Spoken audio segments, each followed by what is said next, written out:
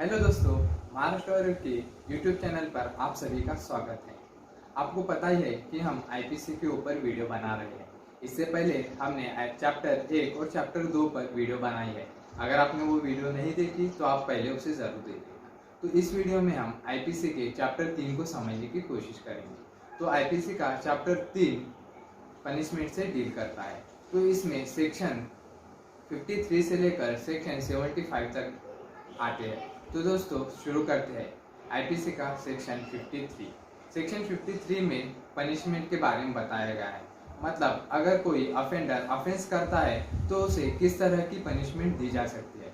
इसमें पहली पनिशमेंट बताई है डेथ सेंटेंस की। तो दोस्तों इसका मतलब है फांसी की सज़ा। अगर कोई अफेंडर ऑफेंस करता है तो उसे फांसी भी दी जा सकती है। उसके बाद आता है इम्प्रिजमेंट फॉर लाइफ। तो दोस्तों इसमें जो है अफेंडर को उम्र कैद की सज़ा हो सकती है।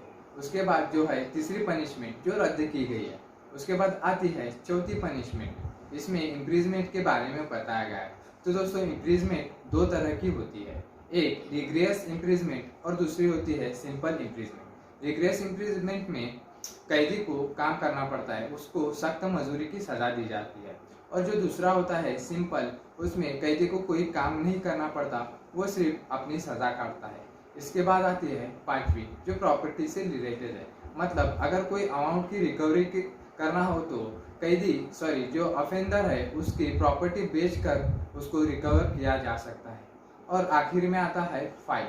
इसका मतलब जुर्माना। कोई ऑफेंडर को उसने जो ऑफेंस किया है उसके लिए जुर्माना भी भरना पड़ता है। तो इसके आगे आता है सेक्शन 53A। इसमें ट्रांसफरेशन फॉर लाइफ के बारे में बताया गया है। तो दोस्तों क्या होता था 1955 से पहले अगर किसी ऑफेंस के लिए ट्रांसफरेशन फॉर लाइफ की सज़ा दी गई हो तो उसे अंडमान या निकोबार यानी काला पानी की सज़ा सुनाई गई तो उसे भेजा जाता था अंडमान और निकोबार में।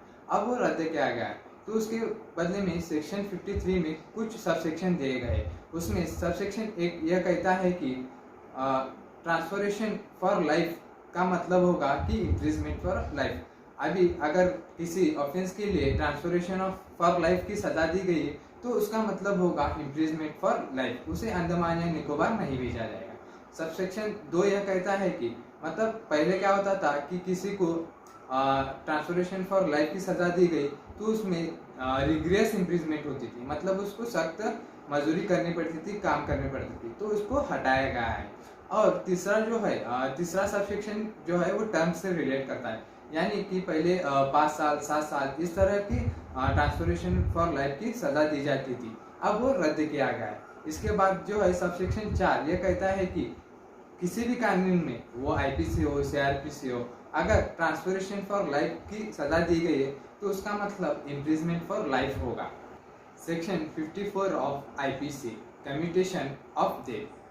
ये इस सेक्शन में कहा गया है कि अगर कोई अप्रोप्रिएट गवर्नमेंट जो है किसी अफेंडर के कंसेंट के बिना उसकी जो डेथ सेंटेंस है यानी कि जो फांसी की सज़ा को कम कर सकती है।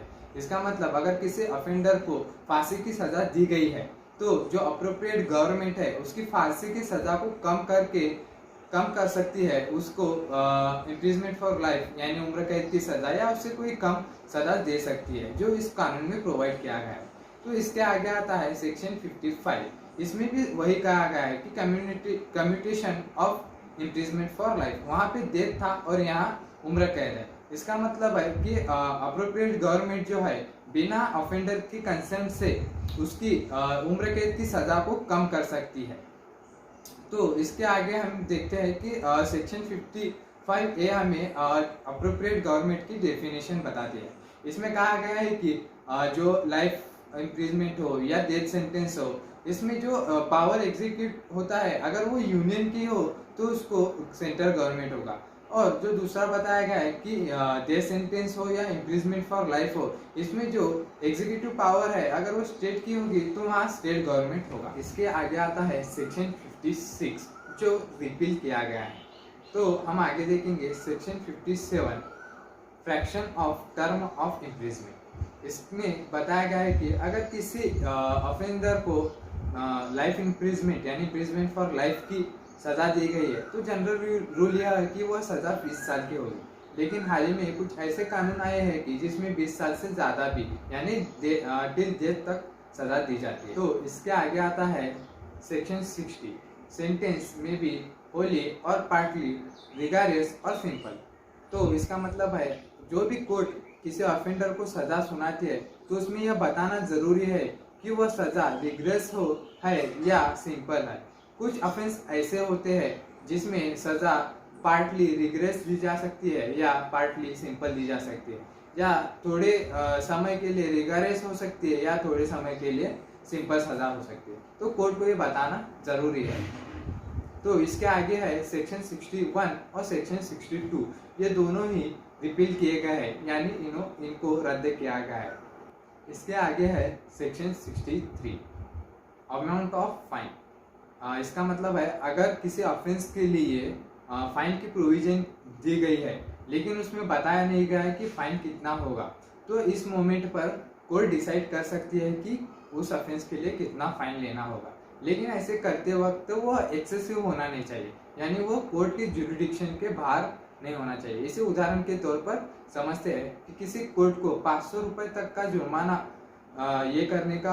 जमा करने का अधिकार दिया गया है, तो वो 500 रुपये से ज़्यादा का जुर्माना लगा नहीं सकती। इसके आगे आता है section 64, sentence of imprisonment for non payment of fine. इसमें बताया गया है अगर किसी व्यक्ति को इम्प्रिजमेंट और फाइन दोनों की सज़ा दी गई हो या इम्प्रिजमेंट या फाइन इन दोनों में से एक की सज़ा दी गई हो, अगर वह उस समय फाइन नहीं भर पाता तो अगर वो इम्प्रिजमेंट और फाइन दोनों सज़ा मिली है उसे और वो इम्प्रिजमेंट काट लेता है लेकिन फाइन नहीं भरता, तो उस फाइन के डिफॉल्ट में उसको कुछ समय तक और इम्प्रिजमेंट दी जा सकती है, ऐसे इस सेक्शन में कहा गया है। इसके आगे है section 65, limit to imprisonment for non payment of fine when imprisonment and fine both are awarded. इसमें बताया गया है कि अगर किसी व्यक्ति को इम्प्रिजमेंट और फाइन दोनों की सज़ा मिली हो तो उस समय अगर वह फाइन नहीं भर पाता तो उसको फाइन के डिफॉल्ट में उसको जो सज़ा दी गई है उसके 1/4 से ज़्यादा सज़ा नहीं दी जाएगी। इसका मतलब है अगर किसी व्यक्ति को 4 साल की कैद और 10,000 रुपये जुर्माना मिला होगा सज़ा के तौर पे, तो उसे अगर वो 10,000 रुपये नहीं भर पाया तो उसके बदले में 1 साल से ज़्यादा यानी कि 1/4 के ज़्यादा उसको सज़ा नहीं दी जाएगी। इसके आगे आता है सेक्शन 66। इसमें बताया गया है कि अगर किसी व्यक्ति को इम्प्रिजमेंट और फाइन दोनों की सज़ा दी गई हो तो वह इम्प्रिजमेंट जो फाइन है वो जमा नहीं कर पाया तो उसका जो फाइन के डिफॉल्ट में जो उसे सज़ा मिलेगी वो उसके इम्प्रिजमेंट के मुताबिक मिलेगी। इसका मतलब अगर किसी व्यक्ति को 10 साल के लिए रिग्रेस इम्प्रिजमेंट दी गई हो तो उसके लिए उसके जो डिफॉल्ट में फाइन के डिफॉल्ट में जो सज़ा होगी वो रिग्रेस ही होगी। अगर किसी व्यक्ति को सिंपल इम्प्रिजमेंट दी गई हो तो उसको जो फाइन के डिफॉल्ट में जो सज़ा मिलेगी वो सिंपल ही होगी। इसके आगे आता है section 67, imprisonment for non payment of fine when offence punishable with fine only. यह जो सेक्शन 67 है उन्हीं ऑफेंस के लिए लागू होगा जहां पर कोर्ट सिर्फ फाइन लगा सकती है, इम्प्रिजमेंट नहीं। इसका मतलब अगर कोई व्यक्ति को कोर्ट ने फाइन की सज़ा दी गई हो, अगर वो व्यक्ति फाइन नहीं जमा कराता तो उस समय कोर्ट उसको जेल भेज देगी, लेकिन यह जो जेल होगी वो सिर्फ सिंपल इम्प्रिजमेंट होगी। इसके बाद कुछ स्केल दिया गया है, जैसे कि अगर फाइन 50 रुपये का होगा तो उसे ज़्यादा से ज़्यादा 2 महीने की सज़ा होगी। अगर फाइन 100 रुपये का होगा तो उसे ज़्यादा से ज़्यादा 4 महीने तक की सज़ा दी जाएगी। अगर 100 रुपये से ज़्यादा की फाइन होगा तो उसको मैक्सिमम 6 महीने तक की जेल हो सकती है। तो आगे बढ़ते हैं सेक्शन 68 की ओर। Section 68 of IPC, termination of imprisonment when payment is done. इसमें बताया गया है कि अगर किसी व्यक्ति को इम्प्रिजमेंट और फाइन दोनों की सज़ा दी गई हो और उसने इम्प्रिजमेंट काट लिया है लेकिन फाइन नहीं भरा तो उसको फाइन के डिफॉल्ट में कुछ सज़ा होगी। अगर वो सज़ा काटते वक्त फाइन भर देता है और या फिर बाय लॉ उसकी फाइन की वसूली की जाती है तो उसकी जो फाइन के डिफॉल्ट में जो इम्प्रिजमेंट है वो रद्द की जाएगी। उदाहरण के तौर पे हम समझ लेते हैं, अगर किसी व्यक्ति ने 4 साल की सजा काट ली है इम्प्रिजमेंट के तौर पर और उसके ऊपर 10,000 का जुर्माना है, वह नहीं भरने की वजह से उसको 1 साल की और इम्प्रिजमेंट काटनी है। तो दोस्तों इस वक्त उसने 1 महीने की इम्प्रिजमेंट काट ली है और अब वह पेमेंट जमा कर देता है, या फिर बाय लॉ उसमें वह पेमेंट वसूली की गई हो कोर्ट की तरफ, तो उसकी बची हुई 11 महीनों की जो इम्प्रिजमेंट है वो रद्द की जाएगी। इसके आगे है सेक्शन 69। इसमें कहा गया है कि अगर किसी व्यक्ति को फाइन के डिफॉल्ट में सजा मिली है, इसे थोड़ा हम एग्जांपल के तौर पे समझते हैं दोस्तों। देखिए, अगर किसी व्यक्ति को 1000 रुपये का फाइन हुआ हो और उसने वो फाइन जमा नहीं किया, इसलिए उसको 4 महीने की सजा दी गई है और उसने उस 4 महीने की सजा में 20 दिन की सजा काट ली है। उसके बाद उसने 750 रुपये यानी 750 रुपये जमा कर दिए हो, फिर भी उसे छोड़ा नहीं जाएगा क्योंकि उसने सिर्फ 750 रुपये जमा किया है। तो उसको और 10 दिन की सजा काटनी पड़ेगी, यानी कि उसको 30 दिन की सजा काटने के बाद छोड़ा जाएगा। इसके आगे आता है section 71, limit of punishment of offences made of with several offences.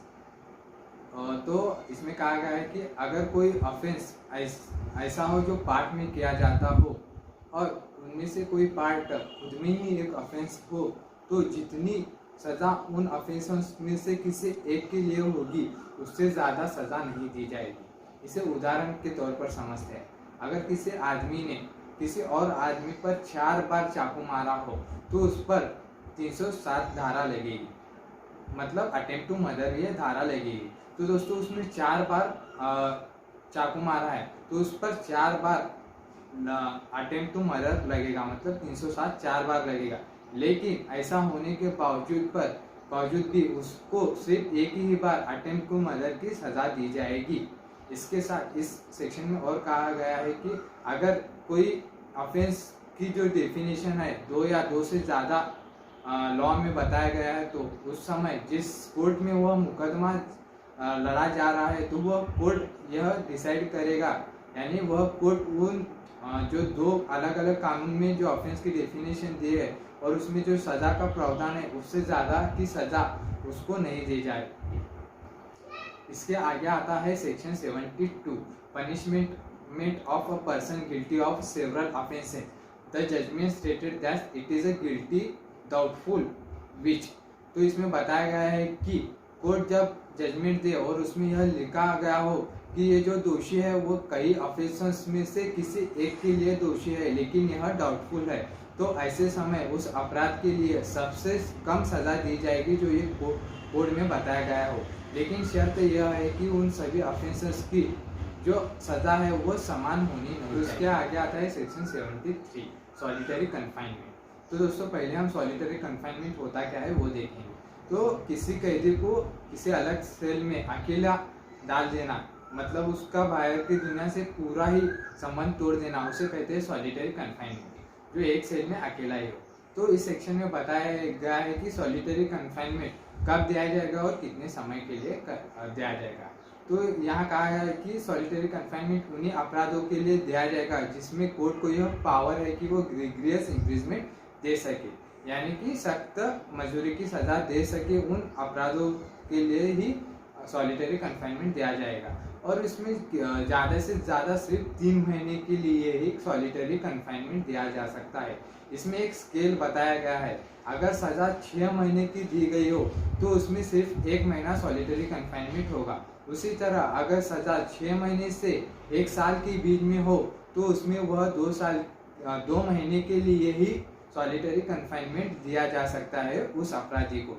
और अगर सज़ा 1 साल से ज़्यादा की हो तो उसमें वह ज़्यादा से ज़्यादा 3 महीने तक ही सॉलिटरी कन्फाइनमेंट की सज़ा दी जा सकती है।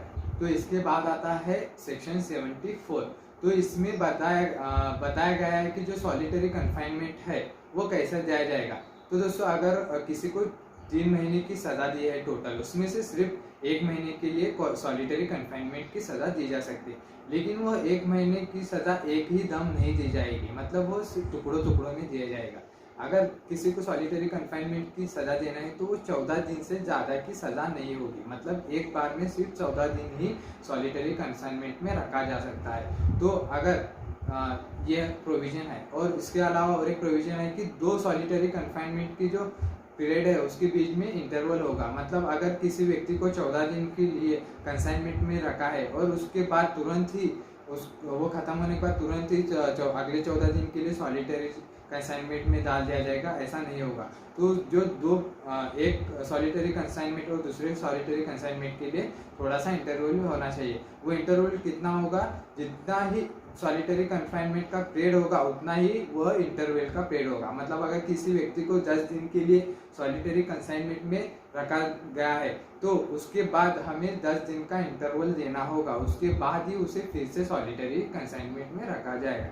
तो इस तरह ये 2 प्रोविजन इस सेक्शन में दिए गए हैं।